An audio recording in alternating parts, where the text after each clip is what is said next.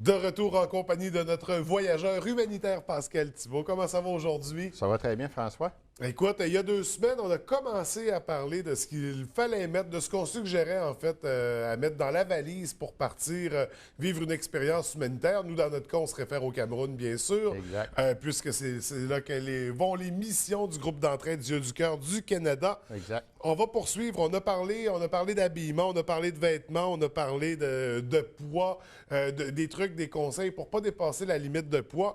On va poursuivre au niveau du contenu ce matin, des éléments qu'on n'a pas encore abordés, comme par exemple, je pense entre autres à tout l'aspect, parce que parfois on a des médications à prendre. Oui. Comment ça fonctionne au niveau des médicaments? C'est sûr qu'au niveau des valises, de quoi mettre dans nos valises, c'est très important que les médicaments que les gens vont apporter pour mettre dans leur valise de cabine soient des médicaments prescrits uniquement. Oui, oui. Et ça, là, quand on parle de médicaments prescrits, on parle signés par le médecin en ordonnance. Si tu arrives, mettons, dans ta liste, tu te rends compte, il n'y a pas d'étiquette, il y a juste les médicaments. Ce qu'ils font, ils prennent ça puis ils mettent ça dans un bac où c'est jeté. Parce que ça pourrait être, je veux dire, on pourrait passer n'importe quoi rendu là. Oui, mais il y a des chiens en passant. Hein. Quand ils ont des doutes, là, tu vois que les chiens arrivent à l'aéroport, ils ont tout ce qu'il faut. Là, puis il y a toutes sortes de procédés pour savoir si c'est de la... Sauf que tu t'organises pour pas que ça arrive, évidemment. Oui. Les médicaments, tu peux les apporter. Puis je le conseille aux gens d'être très transparents avec eux autres. Tu ne peux pas les en passer des petites vites. Là. Ça, c'est impossible. On pense à des médicaments qui sont courants, comme le Tylenol ou l'Advil, que les gens vont prendre pour des maux de tête. Oui. Est-ce que ça passerait, mais vu que c'est pas prescrit? Oui, bien, c'est parce que c'est quand même un médicament que monsieur, madame, tout le monde peut se procurer sans ordonnance d'un médecin. Oui. Et puis, on s'entend quand on prend, mettons, du Tylenol, c'est très bien indiqué sur le contenant, Tylenol. Oui. Alors, les gens voient très bien que du Tylenol, tout le monde peut le consommer. Mais quand on parle d'un médicament prescrit, c'est un médicament sous ordonnance du médecin, que tu ne peux pas retrouver en vente libre d'une pharmacie. Comme on s'entend, quand tu pars au Cameroun, on parle du Cipro, qui est pour un antibiotique pour un missionnaire, quelqu'un qui va faire de l'alimentaire. C'est clair, net et précis que tous les médecins, sachant que tu t'en vas faire une mission militaire, ils vont t'en prescrire. Et il ne faut pas s'inquiéter au check, aux douanes, ils savent c'est quoi du Cipro. Oui. Donc, c'est certain que c'est ces types de médicaments-là. Donc, très important, les médicaments qui viennent sous ordonnance, on doit avoir la prescription ou l'identification sur le contenant qui démontre que ça a été prescrit par un médecin. Exactement. Pour ce qui est de la nourriture, est-ce qu'on a le droit d'apporter des aliments avec nous? Ça me fait rire comme question, mais c'est une bonne question. Oui, parce qu'on le voit souvent. Il y a des émissions à la TV, on voit parce qu'il faut la déclarer, la nourriture, en fait. Mais je peux te dire une chose, François, là, c'est rare. Moi, là, depuis 99, c'est rare que j'ai vu des gens arriver avec de la bouffe dans l'avion. Pourquoi? Habituellement, là, avant de partir, avant le départ, on parle d'un 2 heures. Il faut que tu t'enregistres 2 heures avant l'embarquement. Oui. On s'entend, il faut que tu planifies ton temps. C'est sûr que si ton départ est à 22 heures le soir, tu arrives à 8 heures pour t'enregistrer. On s'entend, il faut que tu arrives un petit peu avant pour prendre le temps de manger. Et sur place, à l'aéroport, tu as des Burger King, tu as des Saint-Hubert, tu as tout ce qu'il faut. Et c'est très rare que tu fasses. Puis en arrivant dans l'avion, si on va en parler un peu plus tard, on te donne déjà là, des collations, toutes sortes de choses. J'ai rarement vu ça. Mais des fois, on voudrait amener, admettons, un aliment particulier aux gens à l'endroit où on s'en va ou ramener de la nourriture du pays qu'on a visité. On ne peut pas. Okay. C'est interdit. Puis la nourriture, là, les gens qui veulent en apporter peuvent le faire, mais ça doit être dans des contenants de 100 millilitres. Individuellement, individuel, et puis ça doit être très bien trié, très bien préparé, parce qu'encore une fois, si tu te présentes aux douanes, ils vérifient l'intérieur de ta valise. Ça sort de la valise, puis il n'y a rien qui rentre. Une bouteille d'eau, tu ne peux même pas rentrer une bouteille d'eau dans l'avion. Parce qu'il faut que ça soit déclaré aussi. Exactement, à cause du plastique. La nourriture, tu ne peux pas. Strictement, la compagnie aérienne peut t'en donner, mais toi, tu ne peux pas en apporter. Tu ne peux pas arriver avec un Pepsi dans les mains. Non. Idéalement, c'est ça. On évite la nourriture. Exact. On a aussi toutes sortes de produits, des produits pour l'hygiène, des produits capillaires. Oui, les produits capillaires, tout ce qui est pâte à dents, dentifrice, crème à barbe, fixatif pour les cheveux. C'est interdit aussi. Moi, ce que je conseille aux gens, là, c'est sûr qu'il y a des gens, des fois, là, qu'ils ne le font pas. ils arrivent à la dernière minute, ils ont mis le petit kit, là, comme ça, là, dans le valise de cabine. Vous êtes mieux de mettre ça dans votre valise de soute. OK. Parce que quand vous arrivez pour vous enregistrer, là, il n'y a aucune vérification qui se fait dans les valises de soute. Les vérifications, ils se font uniquement pour la valise de cabine aux douanes. Une chose qui est importante de savoir aussi, François, tu as vu tantôt, il y a des belles chaussures qui sont là-bas, là, sont neuves. Il y a ce que les gens, là, ne savent pas quand on arrive devant les douanes. Maintenant, on nous dit, enlevez vos chaussures, enlevez vos ceintures, le métal, votre argent, votre montre.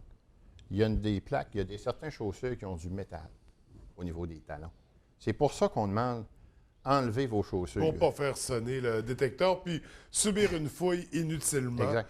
Puis, ce qu'il faut savoir aussi, c'est quand tu arrives, tu sais, il y en a 350 en arrière de toi. C'est sûr, il ne faut pas que tu prennes une demi-heure là, pour enlever tes chaussures. Puis, ce que je conseille au niveau de la ceinture que tu vois là, c'est qu'au niveau de la boucle en métal, c'est intéressant parce que ce qu'il faut savoir, c'est idéalement ce que je conseille aux gens, c'est d'acheter. Tu as juste enlevé à la boucle, tu n'as pas besoin d'enlever à base de cuir. Quand tu arrives de l'autre côté, tu as juste à réinstaller ta boucle, c'est fini. Ça évite des pertes de temps. Oui, tout à fait. On s'entend inutile. Autre chose importante qu'il faut savoir, là, les gens disent souvent, il faudrait que je m'amène de l'argent quand je vais au Cameroun, ça. C'est pas une bonne idée. Non. Moi, ce que je te conseille, François, là, si un jour tu vas au Cameroun, amène-toi juste une carte de crédit. On s'entend que la visa passe partout. Et ce qu'il faut savoir aussi, c'est de s'ouvrir un compte, soit World Remit ou avec Western Union. Pourquoi? Avant de partir, tu peux te déposer de l'argent à toi de toi. Oui. Ça veut dire que tu t'ouvres un compte Western Union ou World Remit.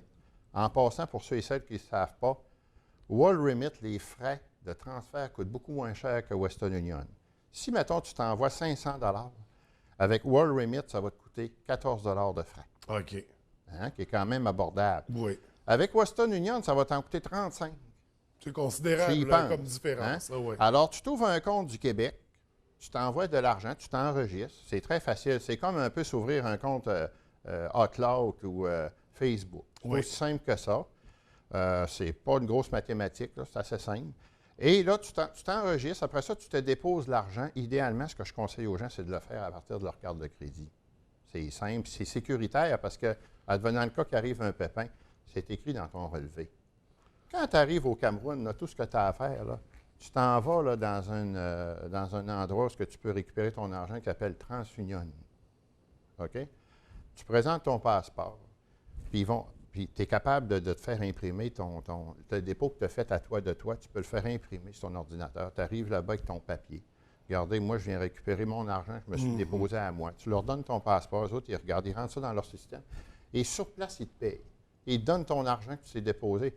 Alors, tu sais, tout l'aspect sécurité, là, est là, pour éviter justement les vols.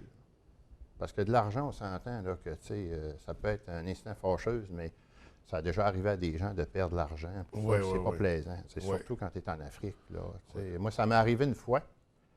Je t'avais obligé d'aller à mon ambassade là, en 95, je pense. Là. Puis là, ils m'avaient dépanné.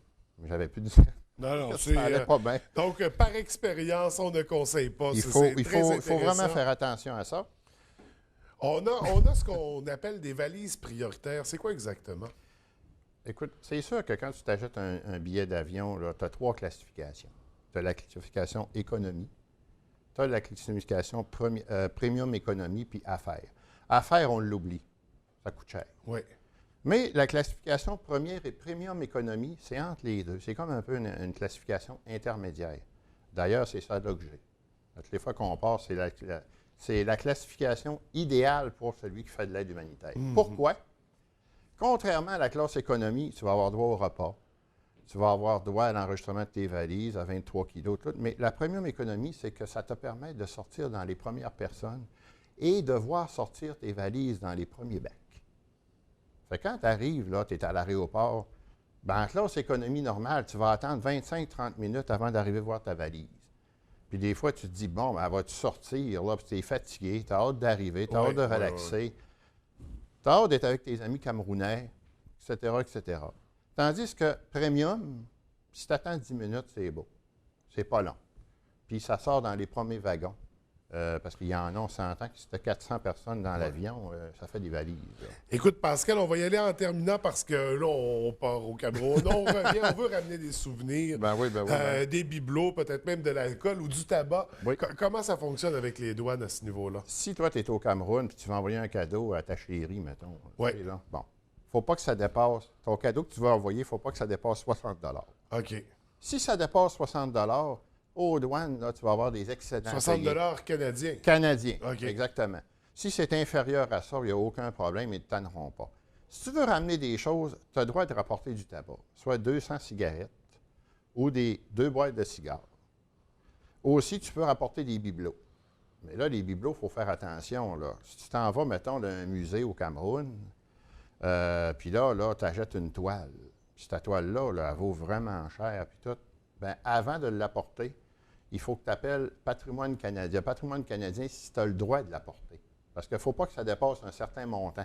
Mm-hmm. Si la toile, elle vaut trop cher, puis tout, tu ne peux pas l'apporter. C'est des lois, c'est comme ça. Tu vas me dire, oui, mais c'est fou, mais c'est comme ça. C'est le système qui est comme ça. La loi camerounaise, la loi canadienne est très différente. Il y a des choses que tu peux apporter. C'est sûr que si tu arrives, mettons, avec un costume traditionnel, il n'y a aucun problème, tu vas pouvoir l'apporter. Si tu arrives, mettons, avec des mantes, avec des bracelets, il n'y a aucun problème. Mais quand on parle de choses de valeur culturelle, comme des toiles, comme des sculptures, des choses comme ça, là, on s'entend, c'est comme ici au Québec, tu as des toiles, tu peux payer très, très cher. Là. Des milliers de dollars, donc. Exactement. Puis, c'est important que les gens, là aussi, là, sachent, là, habituellement, quand tu vas en mission humanitaire, c'est rare que j'ai vu des gens revenir avec des tableaux de 25 000. C'est bien rare. Ouais. Ce qu'on voit souvent, les gens reviennent avec des CD. Ça, des CD, ça, c'est populaire. Des livres. Mais c'est pas un voyage touristique non plus. Hein. On va là pour une cause, on va là pour une mission. C'est ça, exactement. On s'implique, on donne du temps, on met de l'énergie. Exactement, puis on n'a pas le temps là, de courir à gauche et à droite. C'est sûr que quand tu fais ça, moi, en tout cas, par expérience, ça, c'est surtout une journée ou deux avant ton retour. Ouais. Des fois, tu vas au marché central. C'est ça, profiter un peu de la fin du voyage. Profiter un peu de la fin du voyage, puis rapporter des souvenirs mémorables aux membres de la famille, aux amis, aux proches. Tu sais. Pascal, on va conclure tout de suite. On veut faire un rappel, en fait, pour le spectacle bénéfice pour le groupe d'entraide du Yeux du Cœur du Canada avec Cynthia Harvey. Oui. On fait tirer des paires de billets d'habitude à chaque chronique. Ça va changer ce matin. On va le faire différemment. En fait, on va avoir une paire de billets. Oui. De t'interrompre, j'avais oublié une petite chose. Pour les gens aussi, pour la prochaine chronique humanitaire dans 2 semaines, on va parler de l'embarquement. OK. La sécurité à bord et pendant le voyage, à l'intérieur de l'avion. Ça sera pour notre prochain rendez-vous. Parce que là, on va être dans l'avion dans 15 jours. Et là, justement, on va avoir une paire de billets à faire tirer pour le spectacle. Il va falloir, en fait, partager la chronique sur les réseaux sociaux. On va la mettre en ligne d'ici demain. Tous ceux qui la partageront, on fera le tirage dans 2 semaines à notre prochain rendez-vous. Super. D'ailleurs, il y a des billets qui sont actuellement en vente sur le territoire de la baie. Il y a des bénévoles qui circulent. Oui, puis je peux vous dire une chose, là, que là, actuellement, là, on parle qu'il reste à peine une vingtaine de billets, 25 billets. Ouais. Ça s'écoule. On fait rapidement. Il reste quelques billets. Nous, on en a quelques-uns encore à faire tirer. Oui, on devrait être bon. On devrait être bon. Écoute, Pascal, merci beaucoup. Puis je te dis à dans 2 semaines. Je te remercie, François. Merci.